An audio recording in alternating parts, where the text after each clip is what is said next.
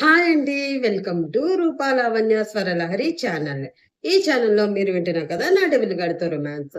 ఈ స్టోరీలో ఈ పార్ట్ చూసే ముందుగా ప్రీవియస్ పార్ట్స్ ఎవరైనా మిస్ చేసి ఉంటే ముందు అవి చూడండి ఫ్రెండ్స్. అలాగే ఫస్ట్ టైమ్ ఛానల్ చూస్తున్న వాళ్ళు ప్లీజ్ లైక్ చేసి, షేర్ చేసి, సబ్స్క్రైబ్ చేసుకొని మీ సపోర్ట్ ఛానల్‌కి అందిస్తారని ఆశిస్తూ ఇంకా స్టోరీలోకి వెళ్ళిపోదాం.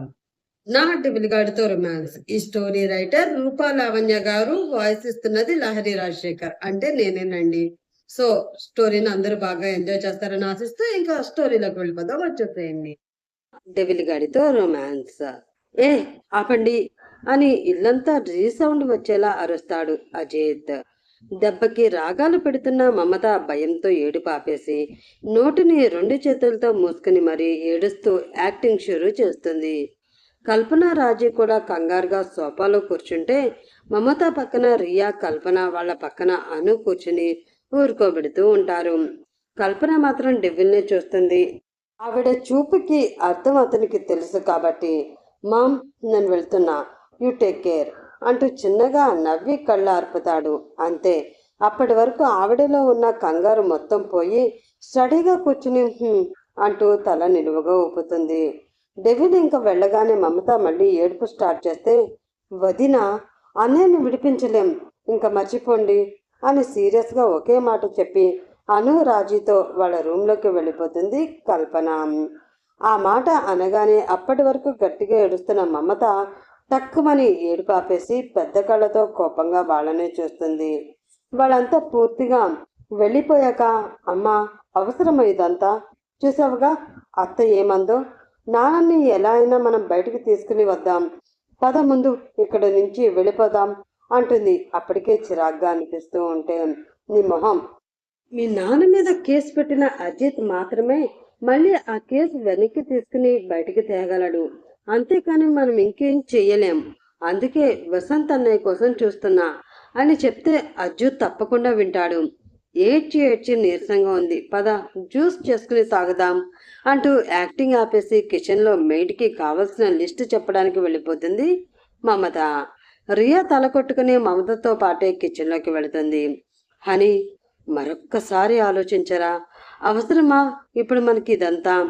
ఇప్పుడు ఇక్కడ అంతా బాగానే ఉంది కదా, ఇంకెందుకు చెప్పు ఫారెన్ వెళ్ళడం, అది కూడా అంటూ మాయ వైపు ఒక్కసారి చూసి, మనకి ఎంతో హెల్ప్ చేసిన అజిత్ గారికి కూడా చెప్పకుండా వెళ్ళిపోవడం నాకేమీ నచ్చడం లేదు అంటాడు అరుణ్. కానీ ముందే సీక్రెట్గా చెప్పేశాడులేండి, అది పాపం రోహన్కి తెలియదు కదా. అప్పటికే అందరూ లగేజ్ ప్యాక్ చేసుకుని బయటికి వచ్చి క్యాబ్ కోసం వెయిట్ చేస్తూ ఉంటారు. అరుణ్ అంతలా చెప్తున్నా కూడా రోహన్ ఫేస్లో వేరే ఏదో టెన్షన్ కనిపిస్తుంది. కానీ అరుణ్ మాటలు కనీసం వినిపించుకోవడం లేదు. ఫారెన్కి షిఫ్ట్ అవ్వడం ఓకే అయినా మాయాని డెవిల్ని విడదీయడం అరుణ్కి కానీ పూనంకి కానీ సుతారాము ఇష్టం లేదు. కానీ మాయ మొండి పట్టుదల వదలకుండా తానే అందరి లగేజ్ దగ్గరుండి ప్యాక్ చేసి మరీ ఇప్పుడు బయలుదేరదీస్తుంది. అంత పట్టుదలగా ఎందుకు ఇదంతా చేస్తుందో వీళ్ళకి అర్థం కావడం లేదు. జాహ్నవి, ముఖేష్ మాత్రం ఏదైతేనే హనీ కోరుకున్నట్లే అంతా జరుగుతుందని హ్యాపీగా స్టార్ట్ అవుతారు. ఈలోపు జాహ్నవి వాళ్ళ అక్క కాల్ చేస్తుంది. రోహన్ చనిపోయాడు అనుకున్నాక వాళ్ళు అమెరికాలో ఉన్న జాహ్నవి వాళ్ళ అక్క దగ్గరికి వెళ్ళారు కొన్ని రోజులు. అనుకోకుండా మళ్ళీ ఇండియా వచ్చినప్పుడే కిడ్నాప్ అవుతారు. ఇప్పుడు మళ్ళీ ఆవిడే స్టార్ట్ అయ్యారా అని చేస్తూ ఉంటారు. అక్క అందరం స్టార్ట్ అయ్యాం, కాసేపట్లో ఎయిర్పోర్ట్కి వెళ్ళిపోతాం, ఫ్లైట్ ఎక్కే ముందు నీకు ఒకసారి కాల్ చేస్తాలే అని చెప్పి కట్ చేస్తుంది జాహ్నవి. ఇంకా అక్కడ ఎవరు వాళ్ళ మాట వినడానికి రెడీగా లేరని వాళ్ళతో పాటే కామ్గా క్యాబ్లో ఎయిర్పోర్ట్కి స్టార్ట్ అవుతారు పూనం, అరుణ్ కూడా. బంగారం, మన సిచ్యువేషన్కి సింక్ అయ్యే సాంగ్ నేనొకటి పాడనా అంటూ వస్తుంది అంతర్ మాయమొహం ముందుకి. తన గురించి వసంత్ ఏమనుకున్నాడో చెప్పాక అంతర్ ఆల్మోస్ట్ కామ్ అయిపోతుంది. మళ్ళీ ఇప్పుడే మాట్లాడడం. క్యాబ్ స్టార్ట్ అయ్యి ఎయిర్పోర్ట్కి వెళుతూ అసలు డెవిల్కి శాశ్వతంగా దూరం అయిపోతున్నానని బాధపడుతూ ఉంటే అంతర్ మాత్రం పాట పాడనా అంటుంటే చిరాగ్గా చూస్తుంది మాయా. నువ్వేమీ అనుకోకుండా ఉంటే అంతే చాలు డార్లింగ్ అని గొంతు సవరించుకుని పెద్ద గాన కోకిలలా ఫీల్ అయిపోతూ తన కాకి గొంతు విప్పుతుంది అంతర్. స్నేహం నాదే, ప్రేమ నాదే, ఆ పైన ద్రోహం నాదే. మాయ సీరియస్గా చూస్తుంది. అంతర్ అలా చూడకే, కరెక్ట్ సింక్లోనే పాడానుగా అని మాయకి వినిపించేలా కొనుక్కుంటూ. అయినా దీని పైత్యం కానీ మా డెవిల్ మొగుడు దీన్ని అంత తేలిగ్గా దేశాన్ని దాటనిస్తాడనే. చెప్తే అర్థం చేసుకోదు అని సైలెంట్గా కూర్చుంటుంది. మాయకి మాత్రం బయటికి ఏడ్చే స్వతంత్రం కూడా లేక కళ్ళ నీళ్ళు ఆపుకుంటూ మాటి మాటికి ముక్కు కారిపోతూ ఉంటే తుడుచుకుంటూ ఉంటుంది. అదంతా పూనం అరుణ్తో పాటు ముందు మిర్రర్లో నుండి రోహన్ కూడా ఒక కంట కనిపెడుతూనే ఉంటాడు. మాయా, ఎందుకు డెవిల్, ఎందుకు నా లైఫ్లోకి వచ్చావు? అంతర్, వాడు రాలేదు, నువ్వే పోయావు. మాయా, నువ్వు నోరు మూసుకో. ఇప్పటికిప్పుడు నా గుండెల్లో అగ్ని పర్వతం బద్దలవుతుందని నీకు అసలు తెలుసా? అంతర్, ఏంటేంటేంటి, అగ్ని పర్వతమా? అటుకుల ఉప్మా ఏం కాదు. మన డెవిల్ మొగుడికి ఇప్పుడు ఇలా జారుకుంటూ నువ్వు దొరకాలి. నీకు జంబలక్కడ జారు మిఠాయినే అని నవ్వుతూ ఉంటే నిజంగా డెవిల్ సీరియస్ ఫేస్ కళ్ళ ముందు కనిపించి గుటకలు మింగుతూ ఎయిర్పోర్ట్ ముందు కిందకి దిగుతుంది మాయా. హలో అను. బావా, ఏం తెలిసింది అని కంగారుగా అడుగుతుంది కార్తిక్ని. నిజమేరా, మావయ్య మీద అటాక్ జరిగింది. మేము ఇప్పుడు అంబులెన్స్లోనే ఉన్నాం. హాస్పిటల్కి రీచ్ అయిన వెంటనే చెప్తాను. అత్తేనే రమ్మను. నువ్వు అమ్మమ్మ రాజీబామ్మ వద్దు. పాపతో ఇంట్లోనే ఉండు. ఇక్కడ అంతా నేను చూసుకుంటాను. ఇంకెవరికి చెప్పకండి, ముఖ్యంగా అమ్మ చెల్లి వాళ్ళకి అంటాడు. మరి అజ్జు అంటూ చిన్నగా అప్పుడే ఏడుపు స్టార్ట్ చేస్తుంది అను. అజ్జుకి ఆల్రెడీ ఇన్ఫార్మ్ చేశాను, ప్లీజ్ రా, ఏం కాలేదు, ఏడవకు అంటూ చెప్పి కాల్ కట్ చేస్తాడు కార్తీక్. అను పక్కకు తిరిగి బెడ్ మీద కూర్చున్న కల్పన రాజీలని చూస్తుంది. వాళ్ళు అప్పటికే టెన్షన్గా అనునే చూస్తూ ఉంటారు. అమ్మా, మనకి వచ్చిన ఇన్ఫర్మేషన్ కరెక్టేనే అట అంటూ ఏడుపు మొహం పెట్టుకుని మెల్లిగా చెప్పేసేసరికి రాజలక్ష్మి గట్టిగా ఏడుస్తూ ఉంటే, అత్తయ్య ఏం కాలేదు, అజ్జు చెప్పాడుగా, తను చూసుకుంటాడు, మీరు బీపీ పెంచుకోకండి, ఆయనకి ఏం కాదు, నాకు నమ్మకం ఉంది, ప్లీజ్ అత్తయ్య అంటూ ఊరుకోబెడుతుంది కల్పన. హాస్పిటల్కి వచ్చిన వెంటనే బావా చెప్తా అన్నారు. అప్పుడు కూడా అక్కడికి నిన్ను ఒక్కదాన్నే రమ్మన్నారు. అత్త వాళ్ళతో చెప్పొద్దు అన్నారు అంటూ కార్తీక్ చెప్పిందే చెప్తుంది. ఎందుకో తెలుసు కాబట్టి అలాగే అని హాస్పిటల్కి వెళ్ళడానికి కల్పన రూమ్లోకి వెళ్ళిపోతే రాజీ అను పాపతో ఉండిపోతారు.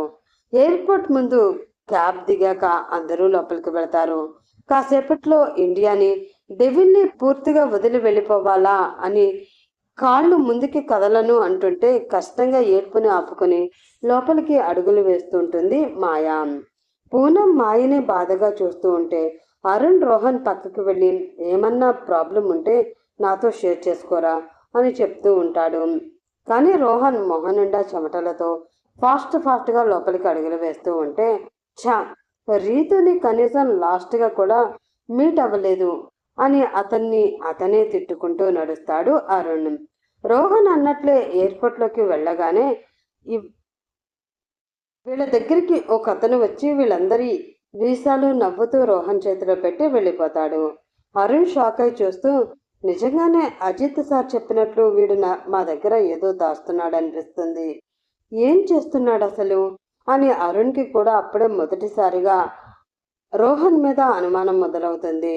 హనీ, నీకు వీళ్ళంతా ఎలా తెలుసురా అని అడుగుతాడు. కారణం, తను రోహన్ ఇద్దరు ఎప్పుడు పెద్దగా బయట వాళ్ళతో ఫ్రెండ్షిప్ చేయలేదు. ఉన్నదానితోనే సింపుల్గా ఉండేవారు. బయట స్నేహాలు కూడా చాలా తక్కువ. ఇప్పుడు వీసాలు ఇలా సింపుల్గా వచ్చేసాయి అంటే అరుణ్కి ఇంకా నమ్మశక్యంగా లేదు. హనీ మాత్రం చాలా స్లోగా, మనీరా, అది ఏమైనా చేయిస్తుంది, నా సేవింగ్స్తో పని అయ్యేలా చేశాను, ఎక్కువ ఆలోచించకు అంటూ ముందుకు వెళ్తే, ఇప్పుడు సేవింగ్స్ ఖర్చు పెట్టి మరీ ఇంత అర్జెంటుగా ఫారెన్ వెళ్ళవలసిన అవసరం ఏంటి అని ఆలోచనలో పడతాడు అరుణ్. ఇంకా అరగంటలో చెక్కింగ్ కూడా పూర్తయిపోతుంది. బోర్డింగ్ పాస్లు తీసుకున్న మాయా ఫ్యామిలీ ఫ్లైట్ కోసం ముందుకు నడుస్తూ ఉంటే అరుణ్ పూనం మాత్రం టెన్షన్గా వెనకకే చూస్తూ నడుస్తూ ఉంటారు డెవిల్ కోసం. డెవిల్ ఎక్కడా కనిపించడు.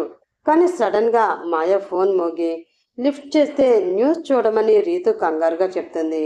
మళ్ళీ ఏమైందో అని మాయా ఫోన్లో న్యూస్ ఓపెన్ చేసి చూస్తే ప్రముఖ బిజినెస్ మ్యాన్ వసంత్ రెడ్డి గారిపై మాఫియా దాడి.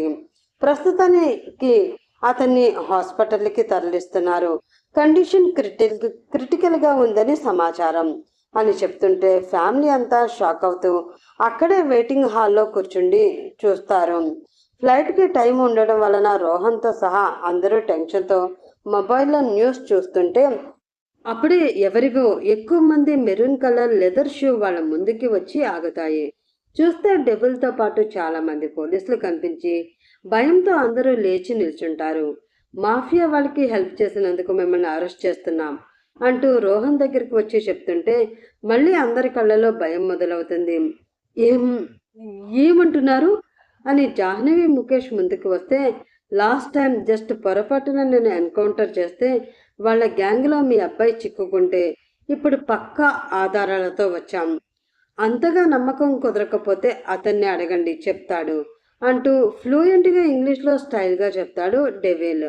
మాయతో సహా మళ్ళీ అందరూ రోహన్నే చూస్తుంటే నీ మెయిల్లో మాకు ప్రూఫ్స్తో పాటు మీ మనీ ట్రాన్సాక్షన్స్ డీటెయిల్స్తో సహా అన్నీ దొరికాయి అంటారు వెనక ఉన్న ఎస్ఐ. రోహన్కి కాళ్ళు చేతులు వణుకుతూ ఉంటే, సారీ సార్, నేను కావాలని చేయలేదు. ఆ ప్రూఫ్స్ వాళ్ళకి ఇవ్వకపోతే ఎలాగో నన్ను నా ఫ్యామిలీని చంపేస్తామన్నారు. అందుకే వేరే దారి లేక అని పూర్తిగా చెప్పకుండానే, అందుకే వేరే దారి లేక మాఫియా వాళ్ళ డ్రగ్స్ సప్లైకి సంబంధించిన ప్రూఫ్స్ అన్నీ వాళ్ళకే 50 కోట్లకి బేరం పెట్టేస్తావా అని డెవిల్ అడుగుతాడు.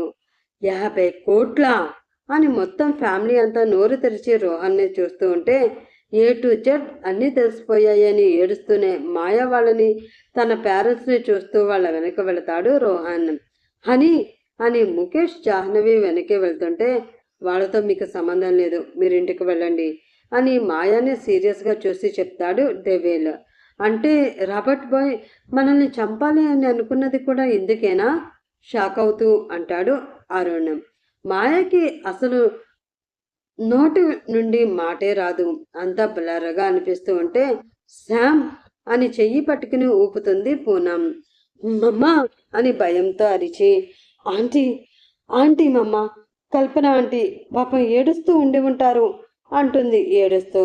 రోహన్ని అరెస్ట్ చేసినందుకు కాకుండా వసంత్ మీద అటాక్ జరిగినందుకు అక్కడ కల్పన ఎలా ఉందో అని అక్కడ ఏడుస్తున్న మాయాని వింతగా చూస్తారు అరుణ్ పూనం. అప్పటికే డెవిల్కి కూడా పోలీసులతో ఫాస్ట్గా వెళ్ళిపోతూ ఉంటాడు. నేను ఆంటీ దగ్గరికి వెళ్తాను మమ్మ ప్లీజ్ అంటుంది కళ్ళ నిండా నీళ్లతో. నిజం చెప్పాలి అంటే ఆ ఇంటికి నుండి ఆ రోజు అలా డెవిల్ మీద అరిచి వచ్చినప్పటి నుంచి బయటికి గట్టిగా ఏడవలేక లోపలే ఏడుస్తూ ఏడుపు ఆపుకుంటూ ఉంటుంది. ఇప్పటికిలా ఎందుకో ఆగడం లేదు. కనీసం రోహన్ తప్పు చేశాడు, పోలీసులు తీసుకువెళ్ళిపోతున్నారు అన్నా కూడా తన బ్రెయిన్లోకి అవేవి పోవడమే లేదు. పూనం ఏమనాలో తెలియక అక్కడ ఎదురుగా వాళ్ళకి కొంచెం దూరంలో ఏడుస్తూ పరిగెడుతున్న జాహ్నీ వాళ్ళనే చూస్తూ మాయాకి ఏమనాలో తెలియక అరుణ్నే చూస్తుంది. అరుణ్కి మాయాది పూనంది ఇద్దరు సిచ్యువేషన్స్ అర్థమై, శామ్ నువ్వు అజిత్ సార్తో వెళ్ళు, మేం నెమ్మదిగా వస్తాం అనగానే ఆ మాట కోసం ఎదురు చూస్తున్నట్లు గట్టిగా ఇద్దరిని ఒకసారి హక్ చేసుకుని డెవిల్ కోసం పరుగు పెడుతుంది. మాయ అలా పిచ్చిదానిలా పరుగు పెడుతూ ఉంటే, ఏంటి అరుణ్ ఇదంతా, నాకేం అర్థం కావడం లేదు అంటారు పూనం చూస్తూ. రోహన్ ఏదో చేశాడమ్మా, ఈసారి అజిత్ గారి తప్పులేదు, వాడే ఒప్పుకున్నాడు, అదేంటో కనుక్కోవాలి. ఇంకా శామ్ వాళ్ళతో బాగా కనెక్ట్ అయింది, చూస్తున్నావు కదా ఎలా పరిగెడుతుందో. కానీ వాళ్ళకి మన శామ్ ఓకేనా అంటాడు. రోహన్తో పెళ్లి విషయం గుర్తు వచ్చి కంగారుగా. కిందటిసారి కల్పన మాటలు, రాజీ అనులతో మాయా జోకులు, మాటలు, ఆటలు మళ్ళీ కళ్ళ ముందు కనిపించి మన శామ్ చాలా లక్కీ నానా, కానీ రోహన్తో పెళ్లి విషయమే నాకు భయంగా ఉంది అంటారు ఆవిడ కూడా సేమ్ అనుమానంతో. డెవిల్ డెవిల్ ఆగు అని అరుస్తూ పరిగెత్తి డెవిల్కి ఎదురుగా వెళ్ళి అడ్డుగా నిల్చుని చేతులు చాపుతూ, డెవిల్ నేను నేను అత్తయ్య దగ్గరికి వస్తాను, ప్లీజ్ తీసుకువెళ్ళు అని చప్పున చేతులు పట్టుకుని అడుగుతుంది. ఎవరు మేడం మీరు, చెయ్యి వదలండి అని చెయ్యి విసురుగా లాగేసుకుంటాడు డెవిల్. డెవిల్ అక్కడ అత్తయ్య ఒక్కరు ఏడుస్తూ ఉంటే ఇప్పుడు జోకా, ముందు వెళ్దాం పదా. హలో చెప్తుంటే అర్థం కావట్లేదా? మీరెవరో నాకు తెలీదు. సైడ్ ఇస్తే నేను అర్జెంటుగా వెళ్ళాలి అని పక్కకి జరిగి వెళ్ళిపోతుంటాడు. అతని మొహం ఎప్పటిలా మామూలుగా లేదు. అలా అని కోపంగానూ లేదు. కావాలని విసుగ్గా పెడుతున్నాడు అని అర్థమవుతున్నా ముందంతా వద్దు పో అని ఇప్పుడు మళ్ళీ అడగాలంటే భయంగా అనిపిస్తూ, సరే పో, నేను అత్తయ్యతోనే చెప్పిస్తాను నీకు, అప్పుడు నువ్వే దగ్గరుండి తీసుకుని వెళ్ళాలి అని తనని దాటిపోతున్న డెవిల్తో గట్టిగా అరిచి కల్పనకి ఫోన్ చేయడానికి మొబైల్ తీస్తుంది. అంతే, ఒక్క విసురులో ఆమె మోచేయి గట్టిగా పట్టుకుని పక్కకి ఎవరు లేని సైడ్కి తీసుకువెళ్ళి గోడకి లాక్ చేస్తాడు. హా డెవిల్ అంటుంది గుండె వేగం లైన్ క్రాస్ చేస్తుంటే. బొగ్గలు రెండు పట్టుకుని సున్నాలో వచ్చిన పెదవులు చూస్తూ, ఎవరితో మాట్లాడుతున్నావో నీకు తెలుస్తుందా? అమ్మతో చెప్పించి బెదిరిస్తా అనడానికి నేనేమైనా ఎల్కేజీ పిల్లాడిలా కనిపిస్తున్నానా? కోపంతో డెవిల్ మొహం అంతా ఎర్రగా అయిపోతూ ఉంటే, ద డెవిల్ ఈజ్ బ్యాక్ అంటుంది అంతర్ అల్లంత దూరాన నిల్చుని. ఇది అండి ఈ రోజు ఎపిసోడ్. ఎప్పట్లాగానే రూపా గారు మళ్ళీ మన బ్రెయిన్ కి పదును పెట్టారు. అసలు ఈ ట్విస్ట్లు ఎలా రాస్తున్నారో కూడా నాకు తెలియడం లేదు. మరి ఎలాగైతేనే మాయా డెవిల్ కలిశారు, ఆ తర్వాత ఏం జరుగుతుంది, తర్వాత స్టోరీని ముందుకు ఎలా నడిపిస్తున్నారో తెలుసుకోవాలంటే మీతో పాటు నేను కూడా నెక్స్ట్ ఎపిసోడ్ కోసం వెయిట్ చేస్తూ ఉంటాను. అలాగే నెక్స్ట్ ఎపిసోడ్ తో మళ్ళీ త్వరగా మీ ముందుకు వచ్చేయాలని ఆశిస్తూ, bye friends, have a nice day.